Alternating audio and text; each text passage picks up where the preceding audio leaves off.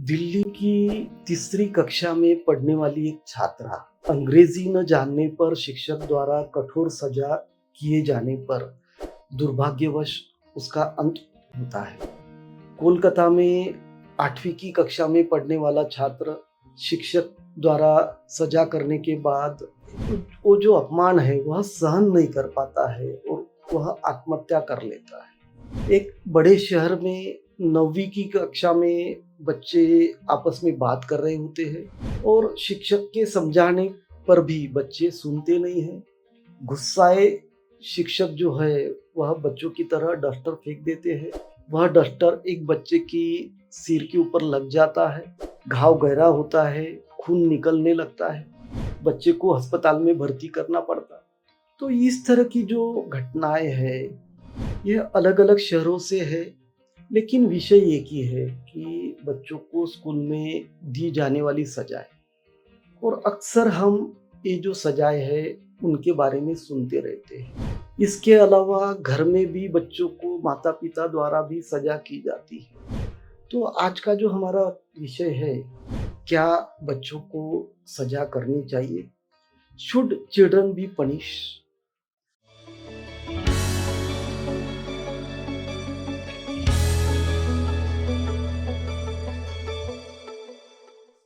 नमस्कार, मेरा नाम डॉक्टर नरेश कुमार इंगले है। मैं एक मनोचिकित्सक, सेक्स रोग, व्यसन मुक्ति तथा बाल मनोचिकित्सक हूँ।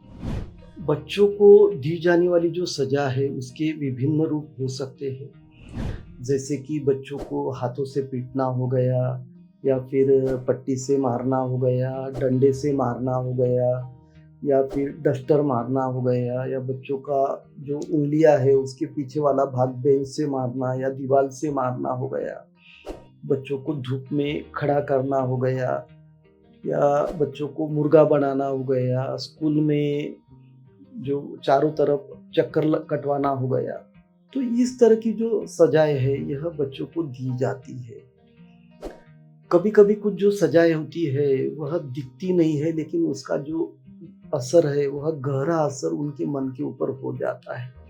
जैसे कि बच्चों को क्लास में कुछ अपशब्द कह देना या फिर प्रार्थना के वक्त अपशब्द कह देना या बच्चों के गले में तख्ती लटकाना।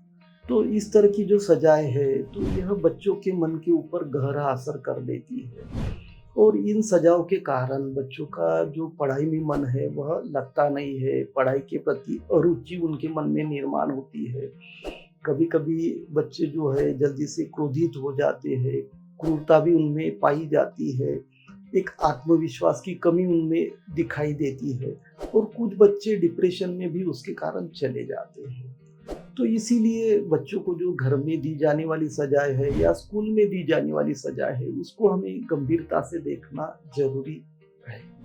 ज़्यादातर माता-पिता और शिक्षकों को लगता है कि बच्चों की अगर हम पिटाई नहीं करेंगे, उनकी ही सुनेंगे तो बच्चे सिर के ऊपर बैठ जाएँगे, बच्चे अनुशासन में नहीं रहेंगे।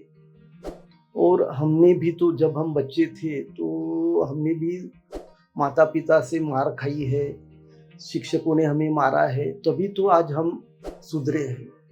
तो उन माता-पिता को मुझे पूछना है कि आज आप 20 साल बाद, 30 साल बाद आप कह रहे हो कि आपने मार खाई थी इसलिए आप सुधर गए हो। लेकिन क्या उस टाइम पे जिन्होंने आपको मारा था, उनके प्रति आपके मन में एक रिस्पेक्ट था कि आपके मन में उनके प्रति नकारात्मक भावना थी?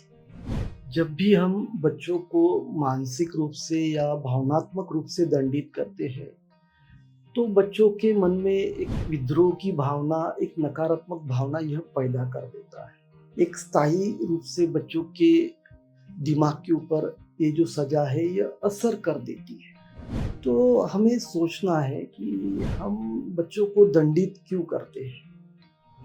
तो उसका जो महत्वपूर्ण कारण है यह है कि बच्चों को समझने में हम कहीं तो भी असफल हो जाते हैं। फिर दूसरा जो महत्वपूर्ण कारण है कि हम हमारा जो गुस्सा है उसके ऊपर कंट्रोल नहीं कर सकते। इसके लिए हमें बच्चों को सजा करनी पड़ती है। बच्चों को सजा करने से पहले कुछ जो मुद्दे हैं इसके ऊपर हम बात करेंगे। क्या आपको लगता है कि बच्चे का जो अपराध है ये बहुत ही गंभीर है और उसके लिए उसको सज़ा ही देनी चाहिए? क्या बच्चे की उम्र जो है उस सज़ा के लिए योग्य है? क्या बच्चे में उतनी समझ है कि जो आप सज़ा दे रहे हैं वो उसकी गलती के लिए है? क्या आपको लगता है कि सज़ा देने से बच्चे में जो उसका व्यवहार है उसमें परिवर्तन आ जाएगा? कभी-कभी जो सज़ा है वह दूसरों के ऊपर आतंक पैदा करने के लिए भी होती है, तो क्या आप वैसा तो नहीं कर रहे? या आपका जो गुस्सा है उसका प्रतिबिंब तो उसमें उस सज़ा में नहीं दिख रहा? तो इन सब मुद्दों के ऊपर हमें विचार करना होगा। अब आपको लग रहा होगा कि बच्चों को सज़ा नहीं देनी है, तो फिर बच्चे सीखेंगे कैसे? या फिर दूसरा क्या विकल्प है? तो इसके ऊपर विकल्प ये है कि बच्चों को हमें प्यार करना है। सज़ा के बदले हमें उनसे लाड करना है, प्यार करना है। उनको गलतियाँ हमें करनी देनी है। जब बच्चे गलतियाँ करेंगे तभी बच्चे उसमें से सीखेंगे, तभी वो सुधरेंगे। तो बच्चों को गलतियाँ हमें करनी देनी है, तभी वो हमें उनमें सुधार दिखेगा, तभी वह आगे बढ़ पाएँगे, अपनी गलतियों से वह सीख पाएँगे। जो छोटे बच्चे हैं, उनको हमें मारना नहीं है या सज़ा करनी नहीं है, बल्कि जो गतिविधि उनको आनंद देती है, जैसे कि खेलना हो गया या पेंटिंग हो गया, तो उससे हम कुछ देर के लिए उनको दूर रख सकते हैं, वंचित रख सकते हैं।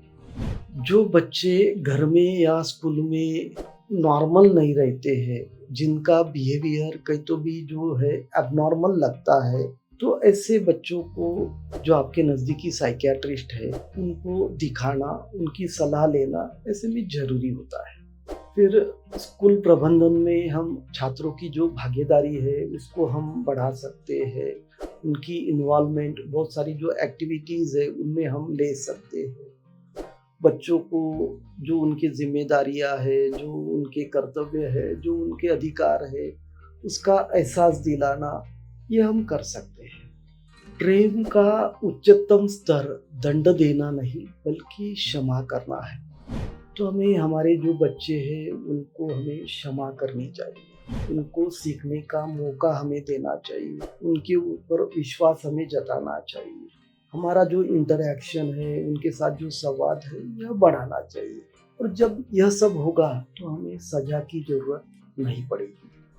चाइल्ड साइकियाट्री, बाल मनोचिकित्सा, उसके संबंधित अलग-अलग विषयों पर हम बात करते रहेंगे। बस आपको इतना करना है कि हमारे जो वीडियोज़ है उसको आपको लाइक करना है, शेयर करना है, साथ ही में हमारा जो चैनल है उसको आपको सब्सक्राइब करना है। धन्यवाद।